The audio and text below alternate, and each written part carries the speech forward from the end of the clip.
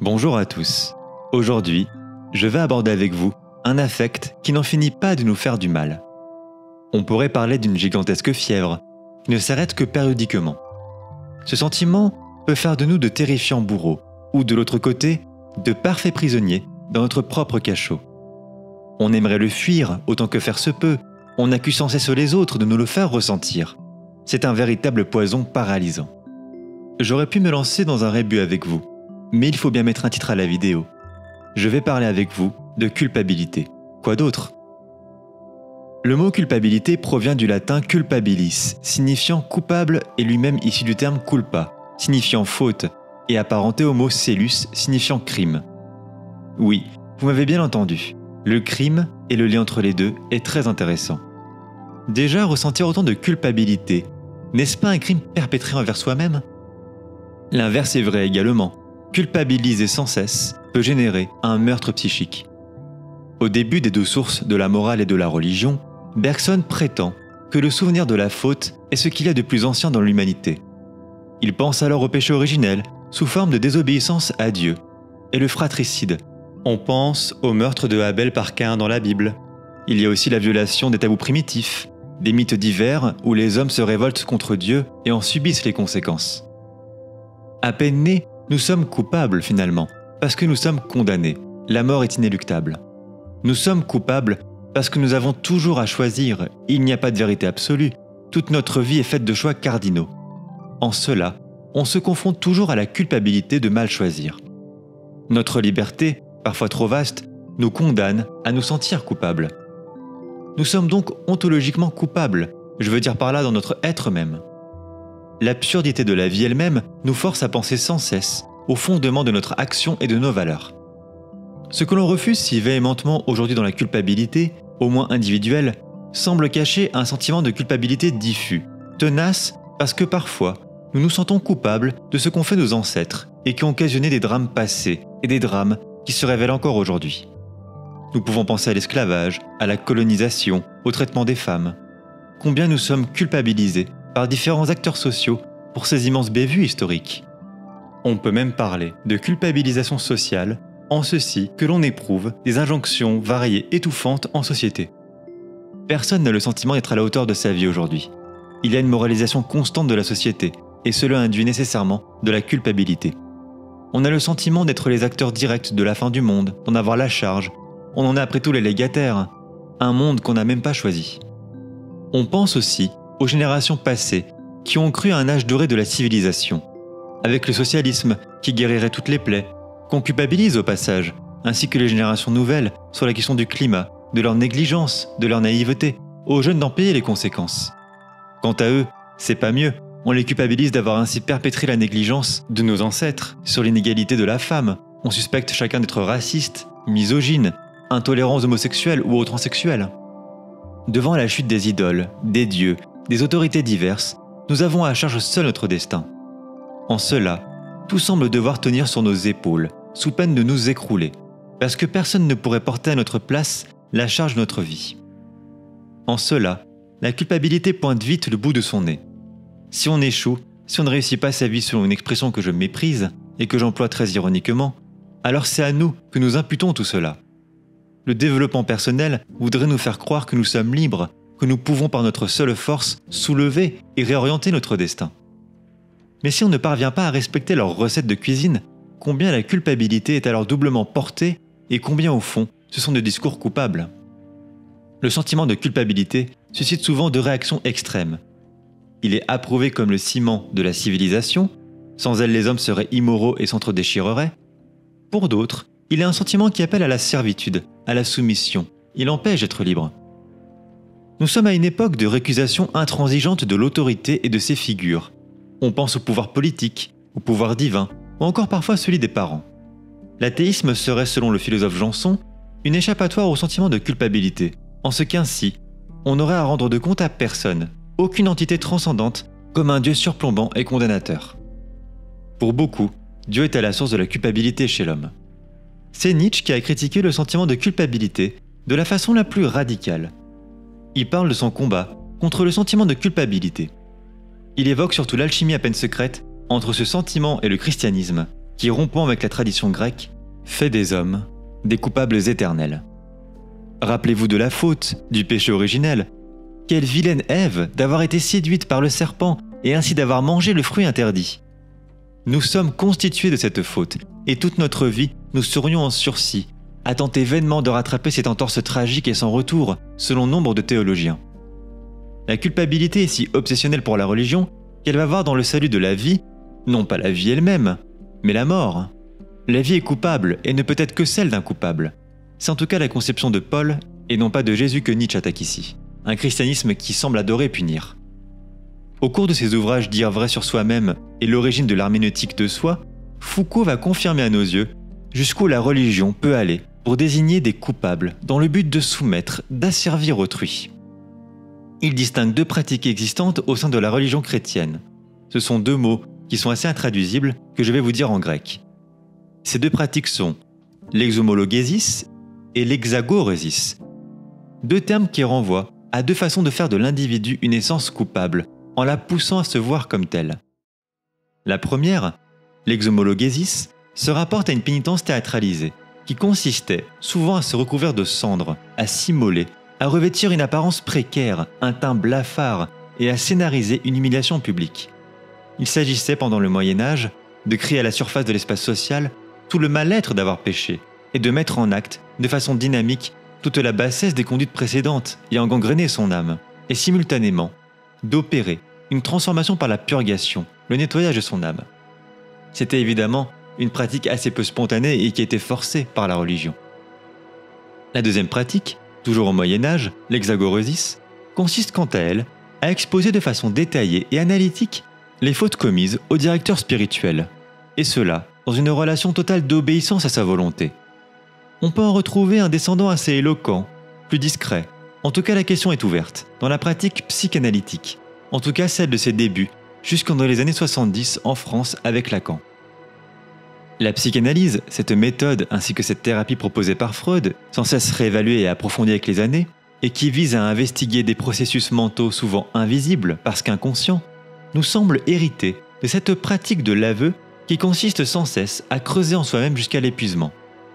En cela, la psychanalyse serait une sorte d'héritier de l'exagoresis. Il n'est pas si rare que les patients de psychanalystes se sentent déconcertés lors de leurs séances, comme vidés, parce qu'ils doivent mettre au jour des sentiments en eux profondément larvés. En soi, on ne remet pas tant en question la théorie psychanalytique, du moins pas aujourd'hui, mais elle semble placer le sujet dans une manœuvre de justification, de légitimation de ce qu'elle éprouve. Comme si ce que le patient ressentait de prime abord était nécessairement faux, objet de la mauvaise foi. Comme s'il se mentait forcément à lui-même, et donc il faut gratter, creuser sans cesse, jusqu'à trouver la vérité, le ressenti tapis dans l'ombre, qui se cachait sous un autre. Ces ressentis sont souvent violents. Il peut s'agir de la culpabilité justement, du ressentiment, de la haine, de la cruauté encore, jusqu'au désir meurtrier. De telles pratiques amènent souvent à se sentir coupable, de ressentir cette chose horrible qui était maquillée. Nous sommes perçus comme des êtres nécessairement trompeurs par la psychanalyse. Nous flouons les autres, et même nous-mêmes, parce que nous ne serions pas assez courageux pour affronter la terrible vérité. Il y a quelque chose d'humiliant derrière tout cela. Le sujet est comme nu. Il est montré comme tous ces autres, trop lâche, trop imparfait pour s'accepter dans sa noirceur. Comment ne pas se sentir coupable après cela? Si tu souffres autant, c'est parce que tu t'es menti à toi-même, tu es coupable de ton malheur. Je ne dis pas que toute pratique psychanalytique est vécue comme telle, ou que ces vues sur l'homme sont fausses. La psychanalyse aura au moins le mérite plus que louable de nous rendre responsables de nos actes, parce qu'ils nous échappent en majorité, étant à côté de nous-mêmes par les manœuvres de notre inconscient. Pour reprendre l'analyse de Foucault, nous devons témoigner au Moyen-Âge du mal qui est au plus profond de nous, ou plutôt comme devant un interrogatoire de religieux, en avouant le mal, la purulence qui s'est nichée en nous, comme pour exorciser le diable qui a établi demeure. Coupable de ressentir tel affect mauvais, de désirer, d'aimer telle chose, le tribunal chrétien s'émaille jusqu'à notre conscience tourmentée, jusqu'à prêter suspicion au masochisme qui se délecte de culpabiliser pour la souffrance qu'elle occasionne. La culpabilité, vous le savez déjà très bien, nous tient face à notre bourreau. Elle nous lie, nous ligote même face à lui. Le bourreau chrétien n'est qu'un exemple, les bourreaux sont partout, même en nous. Il vient nous intoxiquer de son pu, jusqu'à l'intérieur de nous-mêmes, jusqu'à ce que notre voix se mêle à la sienne. Il nous rend coupables et on l'accrédite, puisque son écho s'est cristallisé en nous, si bien que nous perpétuons son travail, en continuant à nous faire du mal, en mêlant sa voix à la nôtre. Pas de culpabilité sans ressentiment. Le ressentiment du bourreau se transmet à la victime dans une spirale infernale. Je vous renvoie d'ailleurs à une vidéo précédente sur le ressentiment qui explique très bien tout cela.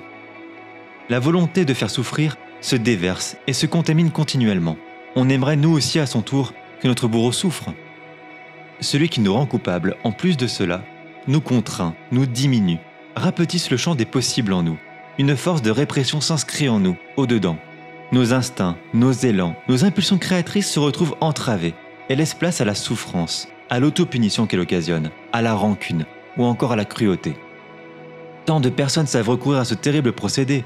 Tout apeurés qu'ils sont de perdre le lien à l'autre, ils vont recourir à tous les moyens pour créer une corde secrète, tacite entre les deux protagonistes. La culpabilité est un ressort terriblement efficace pour faire perdurer des liens, mais la personne rendant coupable ne sera jamais tranquille, se demandera toujours si l'autre reste dans cette relation par amour ou par contrainte, ce qui amènera à l'accroissement de ses peurs et donc à rendre toujours plus coupable à l'infini.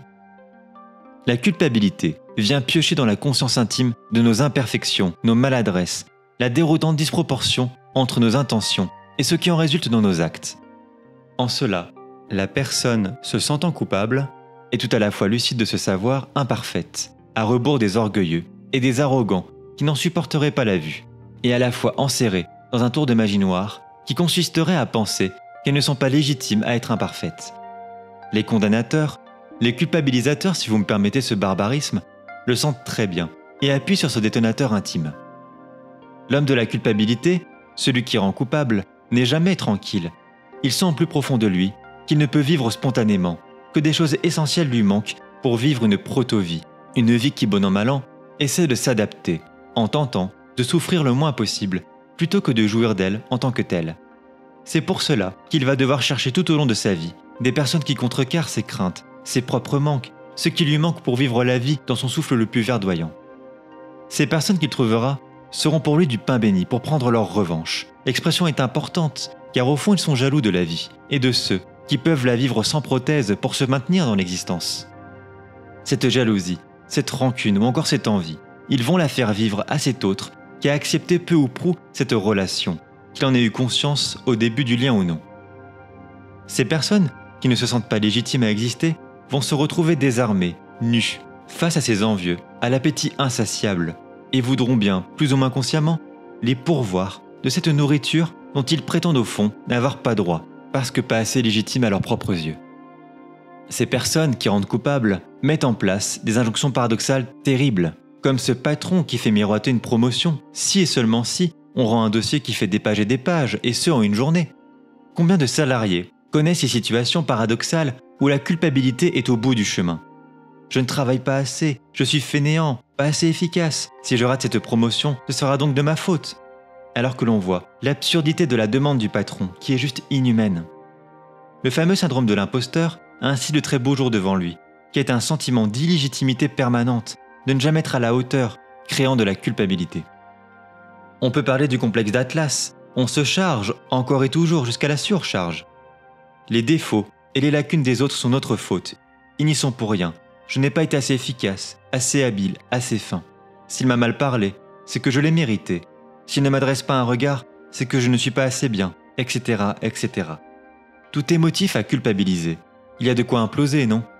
On estime devoir travailler 10 fois plus pour être à la hauteur des personnes autour de soi, mais rien ne semble combler le sentiment d'un accomplissement personnel.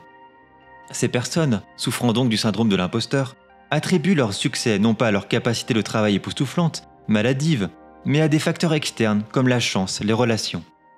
Nietzsche, quant à lui, va vouloir supprimer de façon radicale ce qui est à l'origine du sentiment de culpabilité, pour en avoir si bien compris qu'il était au fond un instrument de pouvoir et d'asservissement. Il oppose au refus de la vie, de ces envieux qui rendent coupables, de l'innocence, en face de la culpabilité, de la créativité et de l'élan, face au ligotage et aux contraintes que ces systèmes dégénérescents occasionnent. Il s'agit de redevenir comme un enfant, en devenant innocent, non coupable, rieur et spontané, en se libérant des chaînes morbides et stériles de la culpabilité. En cela, pour l'innocent, rien n'est immobile, rien n'est fixe, mais tout est perpétuel mouvement, alors que le condamnateur, lui, ne supporte pas la vie dans ses imprévus. Il est même prêt à porter vaillamment le chaos en lui-même, de ce jaillissement perpétuel de la vie, loin des tentatives d'affaiblissement, d'un pouvoir religieux ou politique qui désigne des coupables, nous rabougrisse en remettant en question nos sentiments les plus vrais. Pour Nietzsche, l'impératif est vital. Il faut éradiquer cette conception d'un homme coupable, puisqu'il s'affaiblit, et par rancœur, affaiblit à son tour les autres. Il doit porter en lui-même un renouveau radical qui apprendra à s'aimer, plutôt qu'à se condamner, et ne plus se sentir ainsi légitime à être et exister. L'enjeu d'une existence joyeuse est bien le dépassement de la culpabilité. Mais l'abroger serait-il bien possible en sachant qu'elle nous constitue, parce que nous sommes imparfaits et condamnés à être libres, comme dirait Sartre. L'innocence telle que la pensait Nietzsche n'est-elle pas un idéal qui nous fait rêver, un élan incroyable pour nous pousser à aller dans cette voie plutôt que la finalité même de notre vie ? La responsabilité, celle qui est juste, qui est partagée, me semble être une vision plus adéquate dans l'étroitesse et la radicalité des propositions. Il n'y a, pour bien d'entre nous, plus de Dieu, plus de vérité absolue, plus beaucoup d'autorité légitime. Devons-nous alors partager la conclusion du romancier russe Dostoïevski ? Si Dieu n'existe pas, alors tout est permis ? Il reste, malgré la proposition du romancier, que nous sommes entre êtres humains et que nous avons tous ensemble notre part de responsabilité, que nous ne sommes jamais seuls à porter la charge stupéfiante de notre vie. Nous avons, selon le philosophe Lévinas, une responsabilité d'otage envers les autres, du fait de leur fragilité, de leur insigne dignité d'êtres humains. Nous ne pouvons nous y soustraire. La responsabilité est une culpabilité rationalisée, socialisée, qui s'est sublimée pour se décentrer d'elle-même. La doctrine stoïcienne, cette sagesse grecque née à la fin du IVe siècle avant Jésus-Christ et qui s'est étendue jusqu'à l'époque de l'Empire romain, va nous parler de responsabilité. Cette doctrine nous enjoint à la responsabilité permanente envers nous-mêmes, mais aussi envers les autres. Aucune mauvaise foi n'est permise. Quand je commets une exaction, que je frappe mon parent ou mon enfant, ce n'est qu'en moi-même que je peux trouver responsabilité. Se réfugier dans l'accusation, le retournement de la culpabilité en alléguant que c'est à l'autre la faute, que c'est lui qui m'aurait poussé à commettre cette atrocité, est péremptoire et lâche. Les autres nous sont insaisissables. Si l'autre à son tour m'injurie, me brûle, me harcèle, bien entendu qu'il a sa responsabilité, mais elle ne me concerne pas, je ne peux rien y faire. Encore ici, nous avons affaire à quelque chose qui ne dépend pas de soi, alors autant ne pas s'attarder dessus. Il est en ultime instance uniquement responsable devant lui-même, comme moi-même devant mes propres fautes. Tâche est à chacun de nous de dialoguer avec notre culpabilité. Pourquoi la ressentons ? Et à l'égard de quoi ? Est-elle bien légitime ? Pour autant, la suppression de la culpabilité pourrait faire courir le risque du chaos. C'est peut-être en cela que les religions ont tant appuyé sur ce sentiment douloureux, parce qu'ils craignaient tant que leurs sujets deviennent des sanguinaires sans état d'âme. Il n'en reste pas moins que la culpabilité profite à ses instigateurs pour les effets de pouvoir et d'emprise qu'elle occasionne. La responsabilité serait une solution entre ces deux extrêmes que sont la culpabilité qui rend malade l'être humain et le chaos. Elle n'annihile pas notre vitalité et nous apprend à nous décentrer, parce que la culpabilité peut réduire le monde à n'être qu'une gigantesque faute commise par nous. Il demeure que chacun fait bien les choix qu'il veut. Ne pas choisir la responsabilité reste un choix, et en cela, on reste responsable. Nous arrivons à la fin de cette vidéo. J'espère qu'elle vous aura plu. N'hésitez pas à partager vos impressions sur le sujet ou vos questions dans l'espace commentaire. Quant à moi, je vous souhaite une très belle journée et je vous dis à bientôt.